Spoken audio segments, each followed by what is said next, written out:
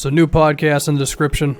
I spoke on 4 NBA teams that I have the least confidence in when predicting how their upcoming seasons will go, specifically the Pistons, Pelicans, Wizards, and Trailblazers. Spoke on the first 2 episodes of the new Orange is the New Black season and episode 3 of HBO's Sharp Objects. We're going to talk the Jazz now, a team that I've spoke on a couple times the last month with Dante Exum and Grayson Allen, but those videos were mainly focused on those 2 players.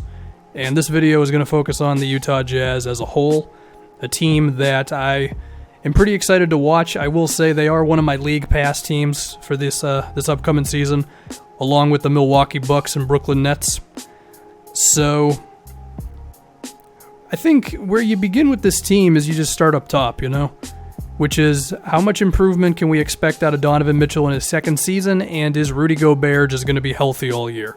Because if those 2 things are going to happen, as in Mitchell just becomes a little more efficient, and then if Gobert just doesn't play like 59 games and plays more like 75, then I think it's a guarantee that these guys are going to be one of the best teams in the NBA and probably just outside of being an elite team, I should add to that, they have a bunch of good role players. Quinn Snyder's good, you get it. Let's go to Donovan Mitchell. I think it's just a matter of efficiency with him, and I don't think it's necessarily him being good or not good at certain things. I think it's just a matter of he's 21 years old, and we typically don't see rookies have to take over the reins of good teams' offenses, right? So I'm going to expect him to just be more comfortable in that role this upcoming season. His teammates will be a little more used to it. Because it was a bit of a push and pull for the Jazz, where they're a team that wants to move the ball around all the time, and then you have this great ISO and pick and roll dude in Mitchell, and sometimes you have to get really simple just to give him the ball, and I think as a result, sometimes teammates wouldn't totally know where to stand all the time, and also, if you're going to have that sort of a play style, then the Jazz personnel is not totally right for that, because Favors isn't going to chill in the corner all the time. Rubio isn't going to sit on the 3-point line all the time, So you'd have to put all shooters out there, but of course they don't want to do that. They want to stick to their guns, which is Favors and Gobert up front and all that type of stuff. And they make it work because of a lot of movement and all that.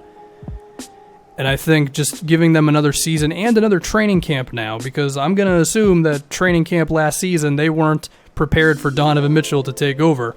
Now that that's the expectation, I think his teammates are going to be a little more just ready for it, So I think as a result of that, we're going to see his efficiency improve. His playmaking could probably improve some as well. And, what are the comparisons he's warranted? The next Dwayne Wade? I don't know if he's as good of an athlete as D. Wade was, then, first, second season status, but I can still see what people mean there, because he's a little undersized, but he also is just great at getting by defenders, and he seems pretty fearless going to the basket and all that. And actually, one thing that I do think we can talk about a little bit more is his 3-point shot, because he took 7 a game last season, which is quite a lot, and a lot of his threes were tough threes. So I guess that's the thing that you could hope will just be a little better, where I do expect him to keep taking those kinds of shots, and maybe he shouldn't shoot them as much, but you could argue that it's still a good thing for their offense nonetheless. So I guess that would be the area that I will recognize needs the most improvement. Next, if we get to Gobert. The thing with Gobert, the conversation with him, to me it's more of a playoffs conversation than it is a regular season one, which is, can he defend the best teams in the NBA? Because he's fine against 98% of the teams, but specifically the Celtics, the Warriors, and the Rockets. Can he defend on the perimeter and not get killed? Or can the Jazz find a way to not have to have him step out all the time? One of those 2 things needs to happen, because if he just keeps getting put onto these perimeter players and then he gets killed, well, then their entire defensive foundation just falls apart, because it's all about his intimidation and just overall impact protecting the paint, right? Now, to be nice to Rudy a little bit, in that round 2 series against the Jazz, or against the Rockets, I think the real reason why the Jazz lost is because they just couldn't score, and then that allowed Houston to get into their offense a little quicker and maybe go at mismatches. But even with that being said, Rudy's defensive rating in that series was like 111, which is not good at all. So that's a fear, right? If he can't compete in those situations, then that puts a cap on how good of a player he really is. So we're just going to have to see if he can do it. But for the sake of regular season, seedings and all that, I think if he plays a full season, it's fair to expect these guys to be the best defensive team in the league. We saw the Warriors just not care last season. On top of Boogie is going to play at some point, and I'm going to assume he's going to probably hurt their defensive numbers a little bit. Houston's losing Ariza. Philly and Boston are, of course, in the mix, and I think the Pelicans as well because of Davis moving to center, and probably a couple other teams that I'm just not remembering off the top of my head. But, I mean, these guys finished number 2 last year, and Gobert, of course, missed like 20-something games. So I think it's fair to believe they can be number 1. And then, if we can move to Gobert's offense, could we expect any improvement from him anywhere? Maybe just get better on free throws. I think that could be nice. Maybe grab more offensive rebounds. Perhaps shooting a few times outside of the paint, just improve spacing a little bit. Maybe like a 12-footer, 15-footer if you can make it. I mean, I don't want him shooting corner threes, but if you can just make a few mid-rangers here and there to keep the defense honest, I think that's something. Or hell, even just like catch it on the dribble, cutting to the rim, like something like that. Just don't be the dude who's at times clogging the paint. I mean, I think Rudy does a better job than most centers of just knowing where to stand to not get in the way of ball handlers and cutters and stuff. But even then, it still happens a little bit. So, yeah, I think Rudy is probably the biggest example in the NBA today of the old style versus the new style and how you can still be successful up until a certain point, and then you still need to make somewhat of an adjustment. So we'll see what happens. There are, of course, other players on this team. They figured out the Rubio Favors thing, man. That last stretch of the season, which, by the way, I don't think was a fluke, because I think it was mainly Gobert being healthy, on top of, like, Mitchell being amazing and stuff. But even so, Gobert and Favors, it worked for a decent amount last season. Mitchell and Rubio worked.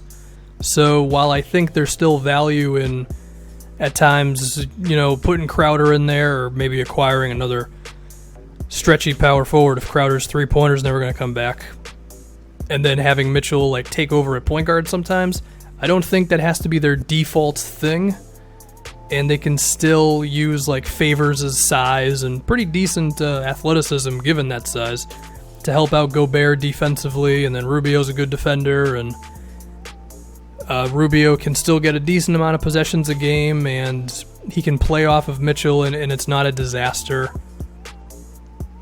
I don't think it leads to having like an elite offense or even necessarily a very good one, but they could still be like the, I don't know, 10th best offense in the league or something, mainly because they're just going to get a million stops. They play really slow, which I think makes sense given that Gobert is your 5, but maybe at times speeding it up could allow them to just generate a few more baskets. I think Mitchell, Rubio, Crowder, Favors, Dante Exum, there's enough guys here who can run the break, at least to moderate success, so perhaps that's a way we could see them generate some more points. Yeah, I mean, that's kind of the name of the game with the Jazz, man. Elite on offense, or whatever. Good enough on offense, elite on defense, and the question is mainly what's going to happen against the best teams. I think ultimately for this team to like really have a chance at a title, they're going to need a second big-time scorer. And that either is Dante Exum becoming that guy, Alec Burks, I don't know, I'll leave like a 2% chance of that happening, or they get somebody else, right? Whether it's a trade, whether it's just finding some random dude who ends up being great, the Kawhi Leonard theory. Or Joe Ingles, just goes peak Joe Ingles. Where does this team rank in the West? They're up there, man. And I think they're one of the guarantees of the West. I think there's a lot of unknown with, as I addressed on the podcast. Like Portland, did they really get better? Is Randall and Davis going to work? Could there be spacing problems? On top of, do the Pelicans have enough two-way players? The Lakers are definitely better, but how good really are they? Like, is the playmakers around LeBron thing going to work? What the hell is going on with the T-Wolves? Are the Nuggets going to be so bad on defense that all their stuff on offense isn't going to matter? Like, there are a lot of questions in the West. I feel like the Jazz have maybe the least amount of questions. Because it's like, as long as Gobert's healthy, and Mitchell's there, still doing his thing, this team's going to be good, okay? And sure, I do think if you start looking at other teams in the West, like, there are actually a decent amount of teams where their best player is better than anybody on Utah, but this team, the chemistry and Quinn Snyder and, of course, the defense again, it just all works, So, yeah. Third best team in the West. I apologize to Thunder fans and Laker fans, but you'll be fine. Anyway, new pod. A whole bunch of teams that I've got no clue on. A few of them mentioned in this video. And then Orange is the New Black, first 2 episodes. Sharp Objects, episode 3. And spoiler-free first, of course. I'm done.